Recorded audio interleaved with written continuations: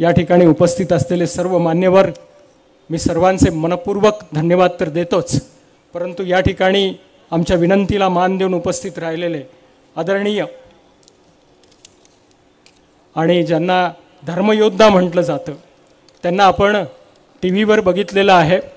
बऱ्याचशा लोकांना हा चेहरा ओळखीचा आहे आणि विशेष म्हणजे त्यांची भाषाशैली, त्यांचं धर्मावर असलेलं गाढ पांडित्य आणि आपल्या बहारदार आवाजातून लाखो करोडो लोकांपर्यंत पोहोचणारे आदरणीय श्रद्धेय धर्मयोद्धा माननीय सुरेशजी चव्हाणके सरांना मी विनंती करेल की कृपया आपण आपलं मनोगत या ठिकाणी व्यक्त करावं.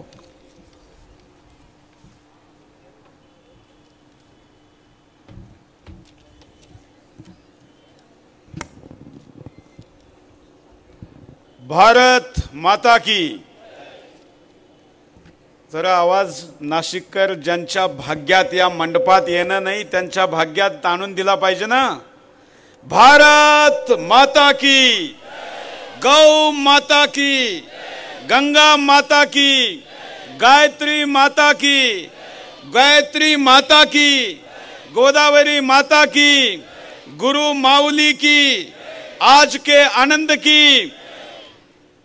परम पूजनीय अण्णासाहेब मोरेजी गुरु माऊली, या मंचावर उपस्थित आध्यात्मिक सामाजिक क्षेत्रातले मान्यवर व माझ्या समोर मंडपात बसणारे अति सौभाग्यशाली सगळ्या भक्तांना जय श्रीराम. मी आपल्याला अति भाग्यशाली यासाठी म्हणलो कारण तर जीवनात पहिला तर गुरु मिळणं हे मोठं भाग्य आहे. ज्याने गुरु नाही केला त्याचा जन्म वाया गेला. जनार्दन स्वामी म्हणायचे, लहानपणापासून आम्ही ऐकायचो, त्यावेळी त्याचं महत्त्व समजत नव्हतं. परंतु आजकाल समाजामध्ये जी स्थिती आहे त्यात धर्म, अध्यात्म आणि थोतांड यातला अंतर लोकांना करता येत नाही आणि म्हणून फक्त चमचमाट ज्या ठिकाणी आहे त्यालाच धर्म मानून लोक, श्रद्धावान लोकही चुकीच्या मार्गाला जातात. परंतु मी मागच्या 20-21 वर्षात दिल्लीत राहतो, पण मी माऊलींचं काम काय चाललं त्याबद्दल व त्यापूर्वीही महाराष्ट्रात होतो तेव्हाही ही माहिती घेत होतो. परंतु आज मी माझा हा दिवस अतिशय भाग्याचा समजतो का आज या महाराष्ट्र दिनी मला प्रदर्शनी माऊली पाहायला जी भेटली, असं आध्यात्मिक चित्रण समाजासमोर देणारे गुरु नाही. लोक सांगतील समोसा खाऊन या, गुरुकृपा होईल. येता ना टीव्हीवर असे येता का नाही? अशा लोकांनी धर्म कमजोर होतो आणि जे धर्माचा खरा अर्थ सांगतात त्यांनी धर्म मजबूत होतो. ते इथं बसलेले आणि तिथे येण्याचं सौभाग्य मला मिळालं. मीही स्वतःला भाग्यशाली समजतो. मित्रांनो, हिंदू धर्म आणि अन्य धर्मांमध्ये फरक काय? तिकडं मानायचं असतं, म्हणजे तुम्हाला जे सांगितलं गेलं ते तुम्ही प्रश्न न विचारता मानायचं. इस्लाम मध्ये म्हणता की धरती पृथ्वी चपाती सारखी आहे, मग तुम्ही प्रश्न नाही विचारायचा. बायबल मध्ये लिहिलेलं आहे का ही पृथ्वी चपाती सारखी आहे. अमेरिकेचा राष्ट्रपती चर्च मध्ये रविवारी जातो आणि म्हणतो की पृथ्वी चपाती सारखी आहे, आणि तिथून निघतो आणि नासाच्या हेडक्वार्टरला जातो जिथून प्रेक्षेपास्त्र प्रदर्शित करतो, जिथं मांडलं जातं का धरती पृथ्वी गोल आहे. काही तारतम्य आहे का? नाही. पण आमच्याकडे लाखो वर्षापूर्वी लिहिलेल्या मंत्रांमध्ये, संतांनी लिहिलेल्या ओव्यांमध्ये, विभिन्न अध्यात्मामध्ये हे सगळं वर्णन केलेलं आहे. आपला धर्म अंधश्रद्धा नाही, संपूर्ण वैज्ञान आहे. मित्रांनो, आज मी या ठिकाणी गर्भसंस्काराची प्रदर्शनी पाहत होतो. नितीनजी आम्ही चर्चा करत होतो. मी गर्वाने असं म्हणू शकतो माऊलीजी की माझ्या दोन्ही मुलांचा गर्भसंस्काराचा कार्यक्रम मी त्यावेळी केलेला आहे ज्यावेळी ते आईच्या पोटात होते. मी ऐकलेलं होतं त्यावेळी मी बऱ्यापैकी श्रद्धेने केलेलं होतं. परंतु आज त्याचा पूर्ण वैज्ञानिक आधार पाहिल्यानंतर वाटलं का 25 वर्षापूर्वी आपण जे केलं ते बरोबर आहे. आणि मित्रांनो, आणि आता आधुनिक युगामध्ये हे आर्टिफिशियल इंटेलिजन्सचं युग आहे, ज्याला AI म्हणतात. काही लोक ChatGPT मोबाईलमध्ये टाकतात. मी दाखवलं करून तिथं एक कुठल्याही प्रदर्शनीच्या एका डिस्प्लेचा आम्ही फोटो काढला आणि ChatGPTला म्हटलं का हे खरं आहे का आणि कशा आधारावर वैज्ञानिक सांग, 100 मुद्द्यामध्ये सांग. त्यांनी 10 मुद्द्याला 100 मुद्द्यामध्ये सांगितलं. हे आज पश्चिम विज्ञानाला हिंदूंचं विज्ञान स्वीकारावं लागतं, याचं यश आहे. परंतु हे जिवंत ठेवणं एवढं अवघड होतं जे तुम्हाला आम्हाला सहज माहिती नाही. हे सगळ्या गोष्टी सांगणाऱ्यांना अंधश्रद्धा निर्मूलन कायद्यामध्ये जेलमध्ये टाकायची व्यवस्था करणारे लोक या महाराष्ट्रात झाले. त्यांनी म्हटलं का हे थोतांडे, कर्मकांडे, जादू टोना आहे, तोटका आहे. ऐकलं का नाही तुम्ही? असं अनेक लोक म्हणतात. परंतु आजची प्रदर्शनी असं म्हणणाऱ्या लोकांना पकडून आणा, त्यांना प्रदर्शनी दाखवा, तो बाहेर निघाल तर पूर्ण हिंदू झालेला असेल याचा माझा विश्वास आहे. आणि म्हणून हिंदू धर्माचं रक्षण एक वेगळा पार्ट आहे, परंतु हिंदू धर्माला जिवंत ठेवणं हा एक वेगळा पार्ट आहे.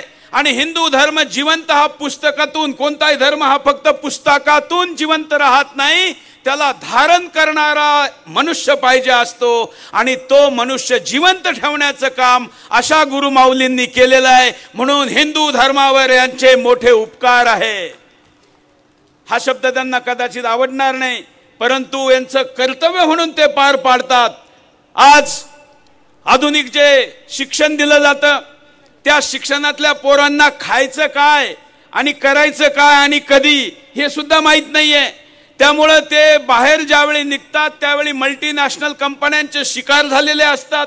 एक गुलाम समाज निर्माण झालेला आहे. अशा मुलांना गर्भातून संस्कार, मग ते लहानपणी त्यांना काय खाऊ घालायचं, आज अनेक लोकांना हे माहीतच नाहीये.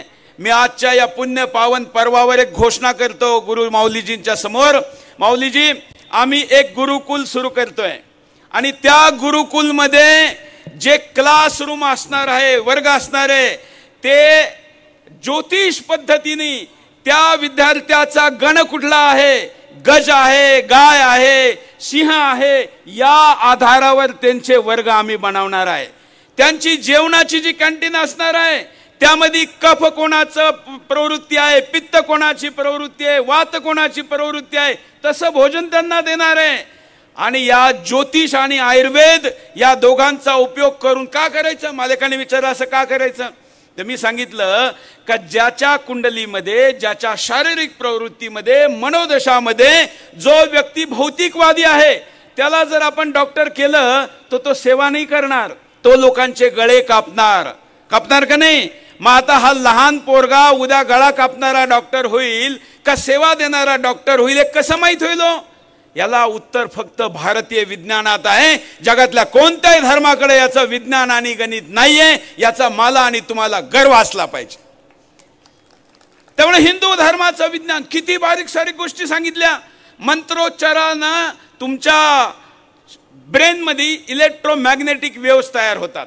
आजकाल आपण जो मोबाईल वापरतो हा इलेक्ट्रोमॅग्नेटिक वेव्स वर चालतो, पण जगाला फक्त इलेक्ट्रोमॅग्नेटिक वेव्स पता आहे, माहिती आहे. अहो, वेव्स तर अनेक प्रकारच्या आहे. एखादा तपस्वी साधू संत ज्यावेळी तप करतो त्याच्या शरीराच्या जवळून गेलं तरी त्या वेव्स आम्हाला इफेक्ट करतात. त्याचं तप जर जास्त असेल तो दूर हिमालयात बसलेला असेल तरी सुद्धा आपल्याला ते वेव्स पोहोचतात. मला सांगा, माऊली तर दिंडोरीला राहता, शिष्य कुठं राज्यात देशात त्या दुसऱ्या टोकाला राहतात, मग कोणत्या वेव्सने कनेक्ट होतात? तुम्ही केलेली प्रार्थना पोचती कसे आणि त्याचा आशीर्वाद रूपी तुम्हाला फळ मिळतं कसं? त्या वेव्स सुद्धा या विज्ञानाला जाणून घ्याव्या लागतील आणि एक दिवस ते हे विज्ञान, आधुनिक विज्ञान हे स्वीकार करावंच लागल. कारण माझा धर्म पूर्ण वैज्ञानिक आहे आणि हे विज्ञान जगासमोर घेऊन जाण्यासाठी सुदर्शन चॅनल, म्हणजे आज खरं म्हणजे मी नेहमी कार्यक्रमात थोडा घाई येतो आणि लगेच निघून जातो, पण आज देवानीच ठरवलेलं होतं माऊली. आज मी कराडला होतो, विशेष विमानाने ह्या कार्यक्रमासाठी आलो. वेळ मी आज मुद्दाम जास्त कुठं दिला नाही. आपण याल त्याच वेळी मी यावं असं सगळे म्हणत होते. मी म्हटलं नाही, माऊलींच्या आधी मी येईल आणि तुम्ही काय प्रदर्शनी लावली ती पण पाहिल.